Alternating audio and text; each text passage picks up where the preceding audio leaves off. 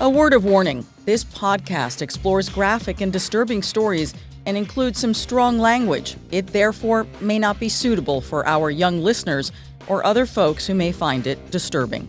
Hello and welcome to True Crime Daily, the podcast covering high-profile and under-the-radar cases from across the country every week. I'm your host, Ana Garcia. We are recording this on Wednesday, October 13th, 2021. Our guest today is Atlanta-based criminal defense attorney Gerald Griggs, who is a friend of the show. Welcome back, Gerald. Thank you for having me, Ana. It's always a pleasure. Oh, I think your phone is ringing. You may need to get that. Always busy in this office. You know what? That's what I love about this podcast. Phones ring, dogs bark. All righty, let's get to our cases this week. They center on two missing women. A New Jersey woman on a cross-country adventure to California, following her dream to become a chef, went missing in June in the Coachella Valley. Now, local authorities announced that there's been a gruesome discovery, but is it related to the Lauren Cho case?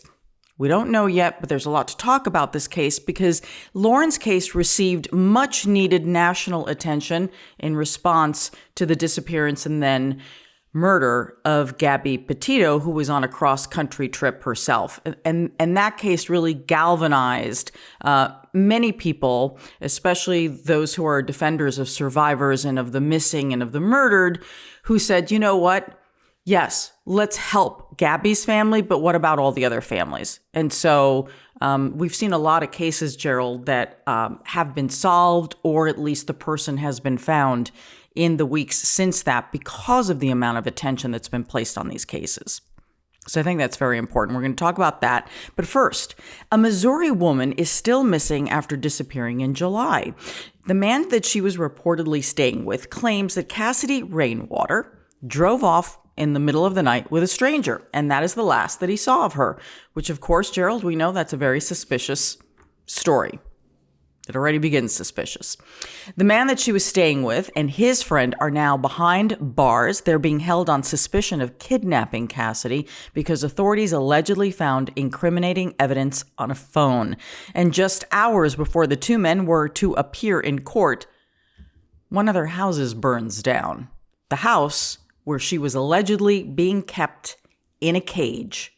And this all came about because once she went missing, Gerald, the FBI contacted the local authorities in Missouri and said, is this your missing woman? Because they had flagged this photo. I mean, any woman in a cage is, obviously very, very concerning.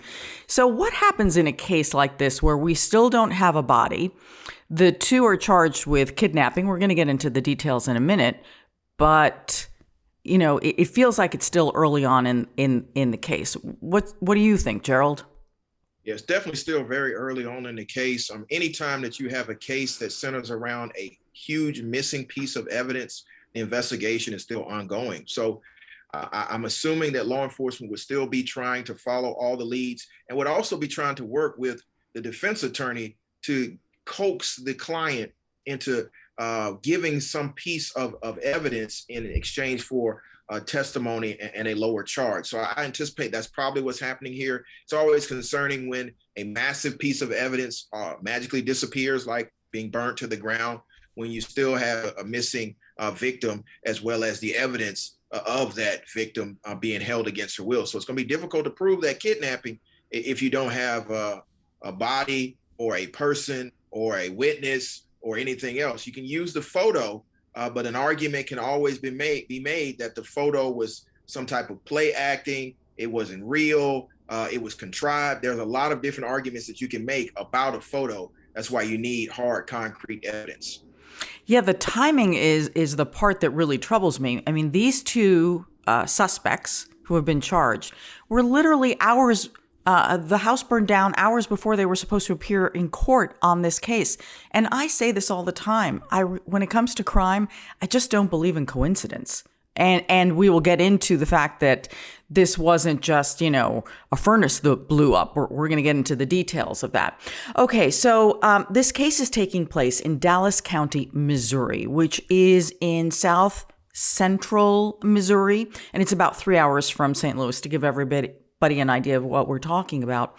33-year-old Cassidy Rainwater was supposedly last seen a few months ago on July 25th. And again, trying to come up with concrete dates on when someone is last seen, as we've learned very recently in a very vivid way through the Gabby Petito case, can be very challenging because sometimes you literally have to scrub social media to be able to figure this out because you're relying on those who are still present to tell you presumably the truth. And we don't know that. We just don't know that.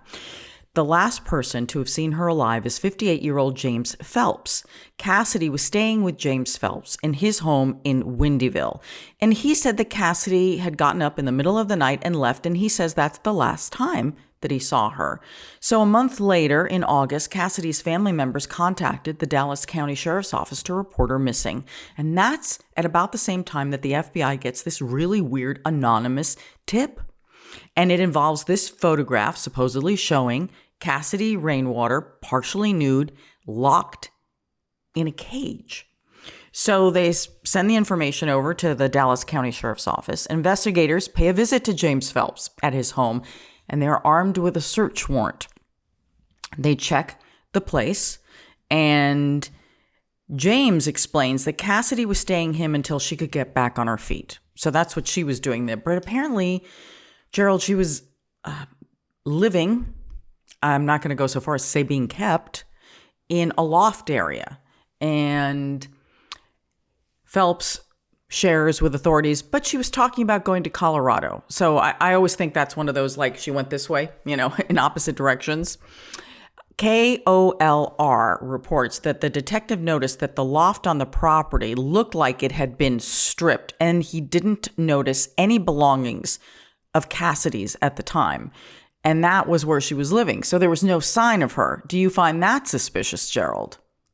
I definitely find that suspicious. I mean, if somebody was living there, there should be some evidence of their previous occupancy in that particular living space. So it's very interesting, especially that it's been stripped. And then the potential suspect or the homeowner is saying they've gone in a different direction. There should be some evidence of that. I mean, I'm sure Cassidy wasn't just living by cash. So there should be some type of monetary trail, credit cards, some type of social media posting, some type of phone conversation between her and her relatives, something that indicates, one, that she lived there, and two, that she had left. So that's very concerning and very suspicious. So the Kansas City Star describes the property as a small cabin and a shack. And then as part of the search warrant, because the search warrant was pretty specific not only to the house, but to electronic devices, they asked to search his phone. And according to authorities, they say they found 7 photos of Cassidy Rainwater. Now, the court records say that the detectives describe these photos as being partially nude, and once again, in a cage, apparently in that house. So it gets us back to, was she willingly playing with him or was she being held against her will? I think as we continue to give you some of the details that have emerged, it sounds like she was being held against her will based on the following charges. So James is arrested and he is charged with kidnapping. Days later, a friend of Phelps is also arrested after telling detectives that he helped to restrain Cassidy.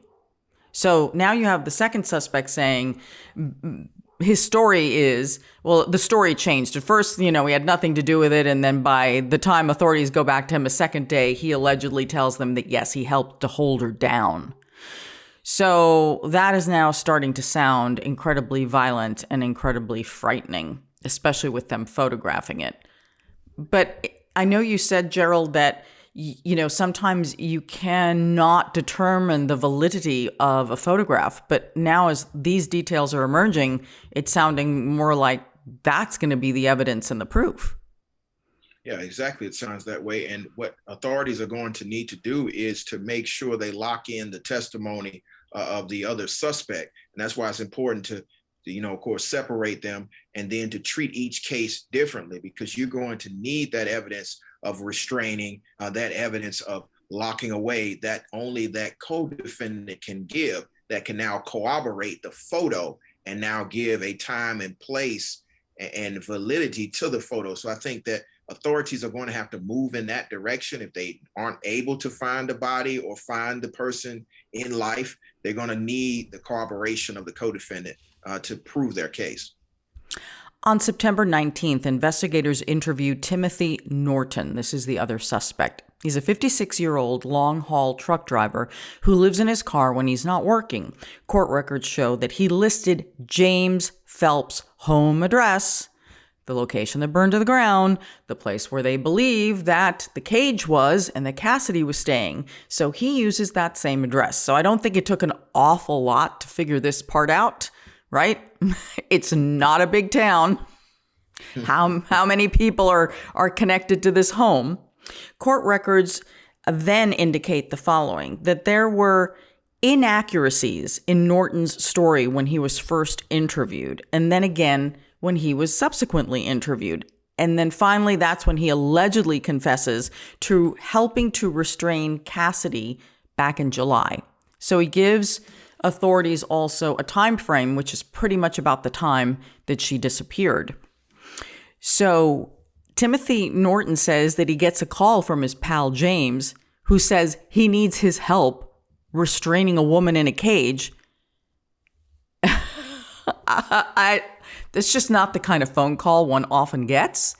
So that's his version of events, and he's arrested on the spot when he allegedly admits this. The Kansas City Star reports that Norton admitted that he physically confined Cassidy Rainwater by holding her down for a substantial period of time for the purpose of facilitating the commission of a felony or inflicting physical injury on or terrorizing her, according to a sheriff's lieutenant who wrote that up in the probable cause affidavit. What do you think that really means, Gerald? It means that they were restraining her for the purpose of doing some other felony to her, probably kidnapping, probably an assault. Because we don't have a body, it may be more heinous. But those words were just to kind of portray to the court the gravity of this offense. And it's even more concerning, allegedly, that you have this drifter who just happens to be with Mr. Phelps and gets a phone call from Mr. Phelps to come help to restrain a young woman whom he probably doesn't know. This doesn't sound like they have, it sounds like they've done this before. I mean, who calls your friend to say, hey, I got a woman that I need you to help me restrain, and you don't ask any more facts like, hey, who is this woman? Why are you restraining her? Why is she potentially being kept in a cage?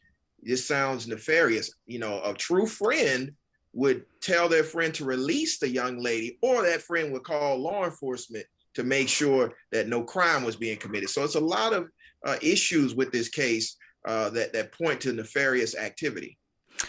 Is it interesting to you, Gerald, that in the charges and in the description in the court record, we don't have anything of a sexual nature yet? Or is that kind of included in the commission of a felony, that they're keeping it vague? I think they're keeping it vague because, you're not entitled to discovery at this point. And of course, the defense attorneys are trying to go through the evidence. So they don't want to put too much out there until they have to turn it over. But it sounds like that there's some sort of assault going on, whether it's a sexual assault or a regular aggravated assault. There's some type of assault. And the fact that there's no person or no body leads me to believe that there may have been a homicide as well. These are very vague legal terms that need to be fleshed out, and they probably will be fleshed out as we move further down the criminal justice process. But it's very concerning, and there probably is some sort of physical assault or sexual assault that will be included in these charges. It's so disturbing. It really is frightening. Thank God for that photo, because had that tipster not sent in that photo, and who knows what they were doing with that photo. They could have been sharing it with friends. They could have been selling it. Who knows? We would have never even known that this was a possibility. So last week, the night before the two men were scheduled to appear in court, the house that police searched, the house that is allegedly in the background of the photo with the cage that shows Cassidy restrained, which is the residence of James Phelps, the last known place where Cassidy was seen alive, according to James Phelps, burns to the ground. Just burns to the ground. Again, like I say, there are just really very few coincidences when it comes to crime. So firefighters find a tripwire in the burned remains. And so the bomb squad and those kind of experts are called out to do a forensic examination.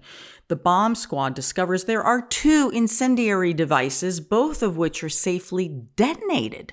Yeah, so clearly something goes off, burns down the house, and then I don't know if it was booby-trapped or whether it was deliberately set by the person living there. That's the part we don't know. We don't know who set this fire. It certainly appears to be arson. So the question is, who set the fire and for what purposes?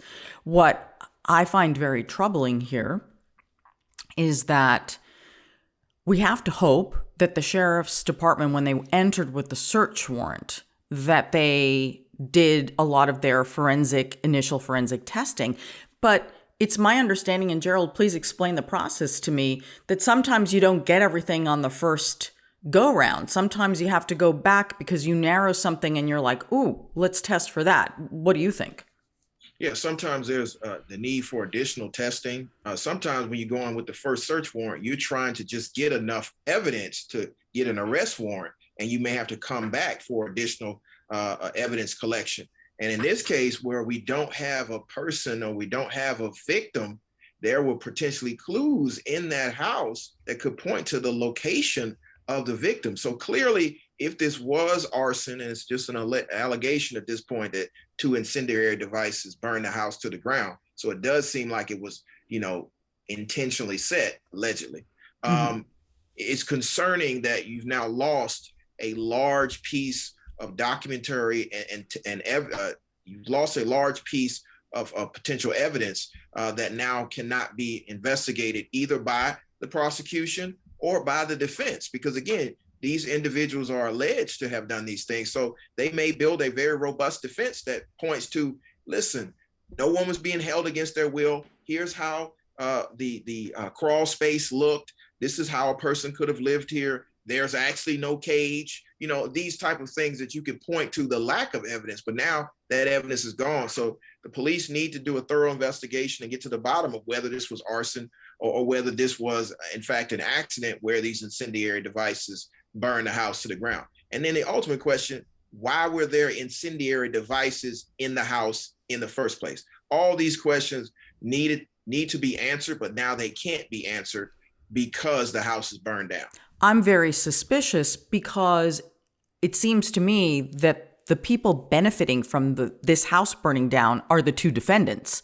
This is not helping in Cassidy's case as far as finding her or getting evidence, but it sure is helping the 2 defendants here, without question. House is gone. Good luck trying to get any more evidence. It definitely helps the defendants. Simply because, one of the arguments that the defense counsel can make is the lack of evidence. There's absolutely no evidence of a kidnapping, no evidence of an assault, no evidence of anything. And we don't know where this picture really came from. The picture could very well be some type of contrived action, some type of issue that could be explained away as not criminal. These are all things that a criminal defense attorney can do. And the lack of evidence, a lot of the times, is the reason why people walk free. So it's very concerning. And yes, it does assist the defense more than it would the prosecution. So clearly this case is horrific and Cassidy has not been found yet. And the details are so alarming and disturbing and crazy about a woman allegedly being held in a cage that the rumor mill and internet sleuths have gone into overdrive on this case. So last week, the Dallas County Sheriff released a statement addressing, quote, the fake news, denouncing rumors, and the misinformation that's being spread online and on social media. I want to read to you from the sheriff's statement because I think it's really important. And clearly, this is a man who sounds very frustrated, but I mean, and it's filled with emotion, but I think a lot of us will also agree with this. So here's what the sheriff writes. While I understand the impatience and the curiosity of people, I'm going to give you a piece of advice. It is not a good idea to listen to a crime reporter or a blogger or people who make TikTok videos sitting in their apartment or in their mommy and daddy's basement, eating great value cheese puffs and drinking box wine with grand intentions of being a social media superstar. If you are hanging on every word of this crap, you are living in a fantasy world. This isn't a TV series or a movie where we go to commercial break and have lab results in 15 minutes. Sheriff Scott Rice. Brilliant. It's brilliantly written. It's very descriptive. I think the sheriff was very disturbed by many of the things that are happening online. And I can understand his level of frustration because, the criminal justice system and the criminal justice process is very long and it can be very drawn out. And people need to understand this is not Law and Order. It's not made for a podcast, even though we're on one right now. Yeah. It takes a process. It has to go through the crime lab. It has to go through investigation. There has to be leads. And many times when people go off on their own with these ideas, especially in the internet world, you can go down a rabbit hole from which you cannot return. So I understand the level of frustration of the sheriff. Wish he would have said it a little differently because, sometimes cheese puffs and box wine are good. I'm with you. I do understand his level of frustration. I know as I was reading this, I thought to myself, we have got to get the sheriff on this program and I'm going to send him some cheese puffs. I'm going to send him the really expensive ones. The pirate booty. Yes, those are really good and pricey. They are very good. But and they leave that film that orange on your hands. Yes. But that might help you catch the potential suspects because you just have cheese puff handprints all over the place. Oh my goodness. But you know what? It is true. Some people go very far. What I love about this podcast is how interactive it is with our listeners and our viewers. And a lot of times they'll ask questions and they'll raise theories. And a lot of times they're like really good questions or theories. It's about the law, about the investigation. I love that interactive nature of it. So I see a value to it, but at the same time, we've also seen the extremes.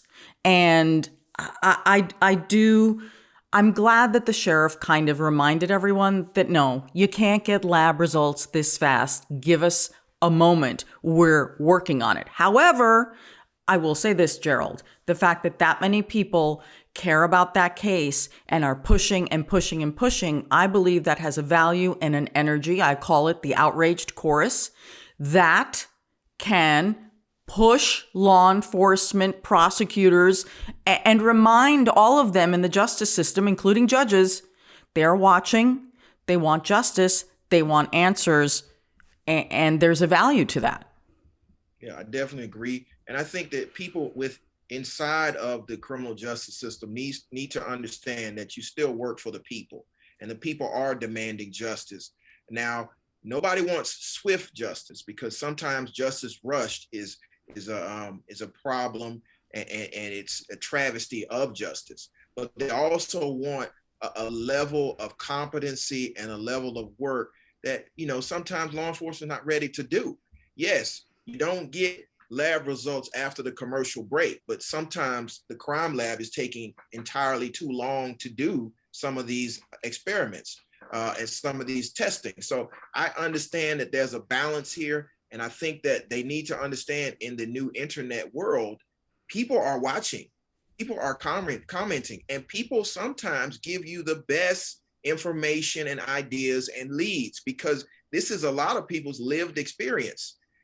They may live in that town and say, hey, you might want to think about going over here because I heard something that may lead to a lead that may help solve this case. So they always have to remember that sometimes it's best to work collaboratively, but also to explain to people that there are professionals who are supposed to do this work. Yeah, I really well said, Gerald. Absolutely. I think that's the best of both worlds coming together and helping each other. Honestly, we can all, witnesses sometimes don't even know that they're witnesses. That's right. They don't know that they've seen something or they heard something. So that's important to keep these cases in the forefront. Both men have been charged with kidnapping, plus an additional charge of facilitating a felony and inflicting injury and terrorizing. They remain held without bond. The judge has set a preliminary hearing for both men on November 5th. We'll be watching this case. Maybe we'll even have Sheriff Rice on. We would love that. Our next case is out of California, where a New Jersey woman traveling cross-country with her boyfriend was reported missing in June. Local authorities this last weekend found human remains in the area where she was last reported seen. Lauren Cho is a 31-year-old Korean-American woman from New Jersey. She was reported missing in California in June. Lauren was staying with friends at an Airbnb rental in Bombay Beach, which is on the Salton Sea. And this is like the desert of Southern California. Now, the Salton Sea is one of these really big man-made lakes, and it's kind of surrounded by no one. Gerald, I can tell you this. I've driven through the Salton Sea, always to and from a crime scene. It's just been my experience. Whenever I hear the Salton Sea, all I think of is, oh Lord, something very bad has happened out there. Just my personal experience now. Bombay Beach is about an hour and a half southeast of Palm Springs. I do want to add this though. It is a beautiful and stark area as well. I mean, it is. When you're driving, you have to pull over and look at it. It's one of those kind of places as well. But it's very remote is what I really want to impress upon people. It is surrounded by dry desert and mountains. It's a barren place. So Lauren Cho was a singer and an aspiring chef. In Flemington, New Jersey, she was reportedly teaching music to high schoolers, was in a church choir. She also reportedly worked at a tattoo and piercing parlor, in addition to working on that passion of hers of becoming a chef. A friend of Lauren's told CBS 2 in New York that they worked together at that tattoo shop for about a year before Lauren decided she was going to travel across the country, go to California, and just have a great life. So this apparently was back in November of 2020. Cho had reportedly bought one of those old school buses. It sounds like the Partridge Family to me. I'm really dating myself. An old school bus, converting it into a food truck, and was kind of going to live out of it. And so she had big plans about what she was going to do. So in the meantime, when she got to California, Cho and a friend had been hosting dinners so they could practice their craft of creating these dinners in the Bombay Beach community. So, fellow residents or people who, are vacationing at the Salton Sea. On June 28th of this year, so just a few months ago, Lauren Cho left the rental on foot. And she was reportedly upset about something. We don't know what. She was wearing a t-shirt, shorts. She left the house without her phone, without any water, which is very dangerous in this area, as I've described. It's very barren. And she left her belongings. So I think, that initially makes me think, Gerald, okay, she wasn't going anywhere too far. If this is an accurate description of what happened, it sounds like she was just going to go cool off and come back. What do you think? Yeah, it seems like she was going for a short walk. Didn't seem like she was going on any type of extensive journey. And in that type of condition of the land, you don't think somebody would go too far because you don't have a lot of resources to maintain, your ability to live. So no water, no food. Seems like she left all of her belongings, meaning her wallet and all that stuff. So she probably was out for a walk to get some fresh air. And just to give everyone a point of reference, June in the Salton Sea area, it's easily 115 degrees. It is unbelievably hot in the summer. I just think of like Death Valley. And this is just in another section of the state. So the High Desert Star, which is a local newspaper that's published in the area, reported in July that a friend of Lauren's at the beach house told the paper that she had just walked into the hills, which is also not an easy thing to do based on that terrain. Lauren Cho's ex-boyfriend, who is reportedly part of the group staying in that rental house, called authorities to report her missing about 3 hours after she left the house, which is a good thing, as we all know. The longer you wait, the worse it is as far as potential outcomes. So, this is, the boyfriend says that he searched the hills, he couldn't find any tracks, and describes it this way to the newspaper. It's as if she evaporated, but people don't evaporate, no matter how hot it is. They do not evaporate. The friend told the newspaper that she, on that Sunday, was going to go out to meet someone, wasn't saying who, they didn't want to pry. Of course, now they wish that they had pried. Again, this is a case that received a lot of local attention, and there were multiple searches in the area for her when she was reported missing. So I don't want people to think that there wasn't any attention. There was media attention locally, and then there was some in New Jersey and in New York. But again, as we said at the top of the program, when the Gabby Petito case became, the biggest headline, this story was elevated because so many other people started saying, well, wait a minute, this woman of color went missing as well around the same time period, if you will. Why isn't she getting attention? So we have to think, is it possible that based on that these human remains that were found that have not been identified, we don't know that it is Lauren. I do want to say this, Gerald. At the time when I was doing a lot of research on Gabby's case, and on this case, Lauren's family had a Facebook page, obviously in support of trying to find her, which is what families have to do. They have to do it themselves. And something very telling is that the family posted a response saying that this case was very different from Gabby's. Family did not elaborate on what that means, but they kept saying this is a different case. Again, I don't know what that means, but I wanted to make sure that I shared that.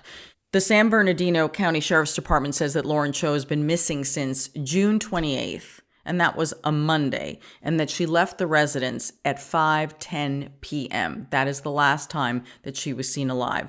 Multiple searches failed to turn anything up, but they did serve a search warrant at the residence. They used canines to not only search the residence, but the surrounding area. They did aerial searches.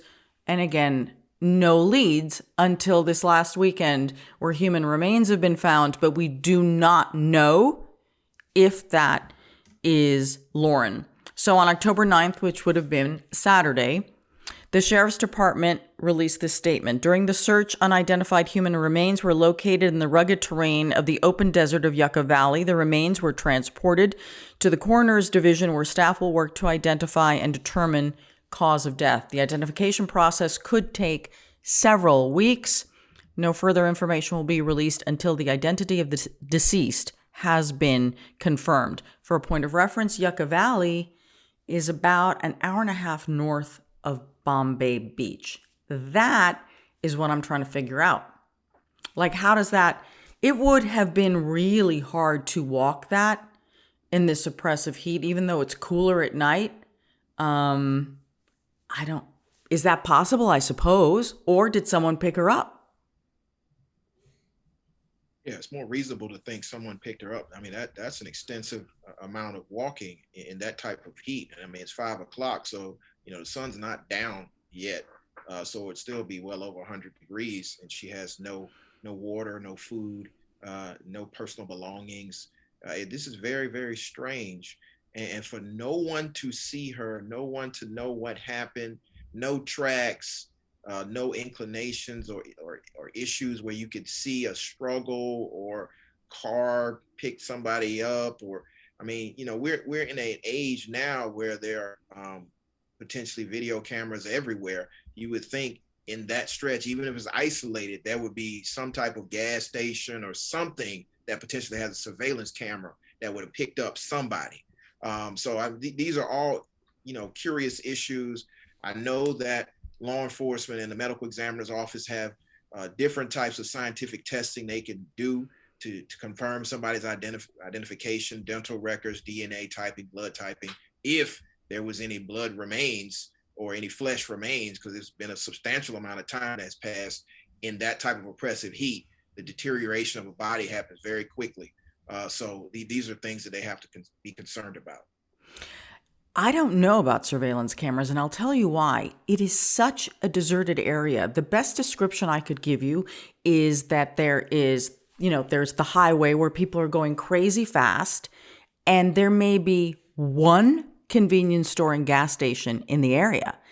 And that's pretty much it. And then because the heat is so oppressive, you rarely ever see anyone out. And even though we use the term beach, you really can't swim in the Salton Sea because so much of the agriculture runoff has gone in there. It used to be a primary migratory area for birds, but it's not anymore. You don't really swim in it. And it also has a foul odor to it. So I really want to describe the severity of this place and how remote it is, where honestly, I would not be surprised if most people don't have surveillance cameras. It is that remote an area.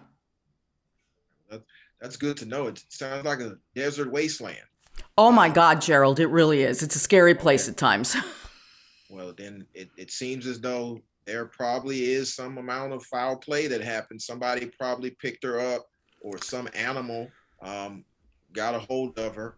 And hopefully, they'll be able to have enough of the remains, to do some type of testing to confirm whether or not it is her. But this really sounds concerning.